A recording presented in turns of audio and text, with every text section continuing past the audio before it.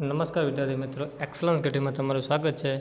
આ વિડીયોમાં આપણે માહિતી મેળવીએ ધોરણ 10 વિષય ગણિત બેઝિક ગણિતવાળાનું કે જેના 5 એવા મોસ્ટ આઈએમપી પ્રશ્નપત્ર છે જે આ વિડીયોમાં હું તમને અહીંયા બતાવીશ અને એના સોલ્યુશન સાથે કે કેવી રીતે બોર્ડમાં એક્ઝામમાં તમારું પેપર આવશે, કેવી રીતે પેપર લખવું, કયા જવાબનો કયો સોલ્યુશન આવે। તો 80 માર્ક્સનું તમારે પેપર રહેશે અને 20 માર્ક્સ રહેશે તમારે ઇન્ટરનલ।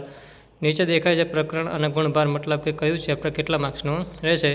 મોસ્ટ આઈએમપી ચેપ્ટરની વાત કરીએ તો ચેપ્ટર નંબર 13 આંકડાશાસ્ત્ર 16 માર્ક્સનું, ચેપ્ટર નંબર 14 સંભાવના 14 માર્ક્સનું, ચેપ્ટર નંબર 5 સમાંતર શ્રેણી 13 માર્ક્સનું અને યામ ભૂમિતિ 11 માર્ક્સનું। આ એવા ચેપ્ટર છે જેનું વેટેજ 10 માર્ક્સ ઉપર છે।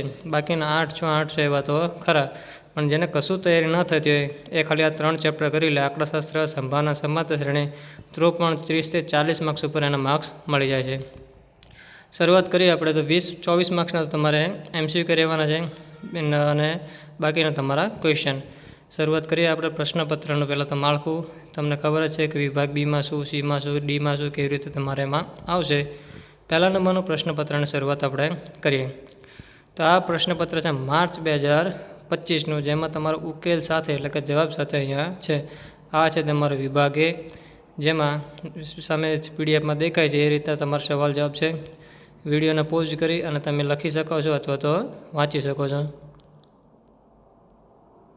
આ 24 માર્ક્સના તમારા અહીંયા એમસીક્યુ પૂરા। ત્યાર પછી વિભાગ બી, કયો યામ ભૂમિતિનો દાખલો, બહુપદીનો, સમાંતર શ્રેણીનો। વિભાગ સીમાં આદેશની રીત, લોપની રીત, યામ ભૂમિતિનો દાખલો છે, આંકડાશાસ્ત્ર છે, સંભાવના છે, બરાબર। વિભાગ ડીમાં પહેલો તો મેન આઈએમપી આપણો પ્રમેય, થેલ્સનો સમપ્રમાણતાનો પ્રમેય અને બાકીના આંકડાશાસ્ત્ર અને સંભાવના દાખલા વધારાશે વિભાગ ડીમાં। આ તો થયું આપણા પેપરની વાત। હવે જોઈએ આ જ પેપરનું સોલ્યુશન, કયા વિભાગમાં કયો એનો જવાબ આવશે, કે ભાઈ પહેલામાં શું જવાબ આવશે, બીજામાં શું આવશે। આ સંપૂર્ણ જવાબ તમારી સ્ક્રીન પર અહીંયા દેખાય છે, 24 એમસીક્યુ।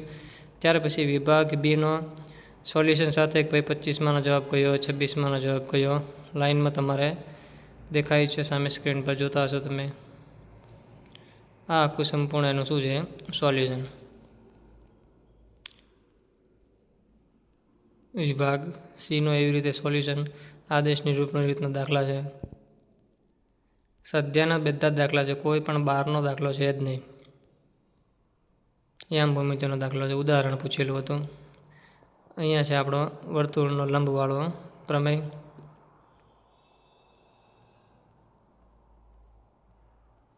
આ પેપર અહીંયા આપણું કેવું થયું, વિભાગ ડી સાથે પૂરું। આ આપણો થેલ્સનો પ્રમેય।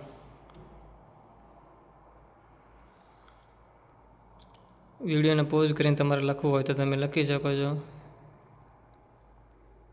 આંકડાશાસ્ત્રનો મધ્યકનો દાખલો છે, મધ્યસ્થનો દાખલો છે, મધ્યક, સંભાવના।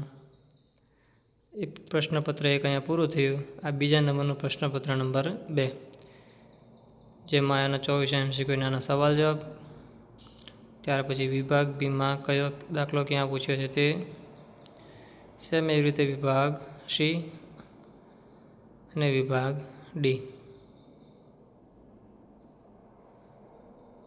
પ્રશ્ન નંબર 3, 5 પ્રશ્નપત્રના ક્વેશ્ચન છેલ્લે મેં તમારે વિભાગીનું સોલ્યુશન સાથે મૂકેલા છે, એટલે એક સાથે તમારે ત્યાં જોઈ લેવું।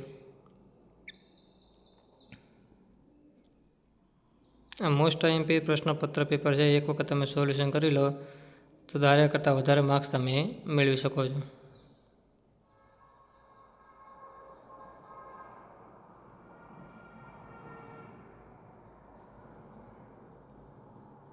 પ્રશ્નપત્ર નંબર 5,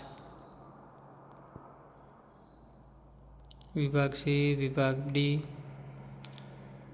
અને લાસ્ટમાં પ્રશ્નપત્ર નંબર 6, જેમાં 24 એમસીક્યુ।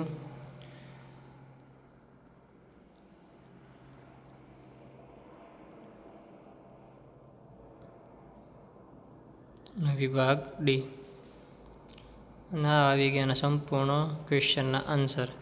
વિભાગ બીનો સંપૂર્ણ જવાબ, પ્રશ્નપત્ર 2ના બધા 24ના જવાબ, પ્રશ્નપત્ર 3ના, વિભાગ બીના કયો જવાબ ક્યાં આવશે, વિભાગ સીનો કયો, વિભાગ ડીનો। તેવી રીતે પ્રશ્નપત્ર નંબર 4 અને 5ના પણ વિભાગ એ, વિભાગ બી, વિભાગ સી અને વિભાગ ડીના જવાબ. અને લાસ્ટમાં પ્રશ્નપત્ર નંબર 6ના પણ જવાબ આવી ગયા. તેથી આ વિડીયો દરેક તમારા ધોરણ 10ના વિદ્યાર્થી સુધી પહોંચાડો કે જેમને 2026માં બોર્ડની એક્ઝામ આપવાની છે અને તેના પ્રશ્નપત્રનું પેપર સોલ્વ કરીને જશે તો ઘણો બધો ફાયદો એને થશે. Thank you.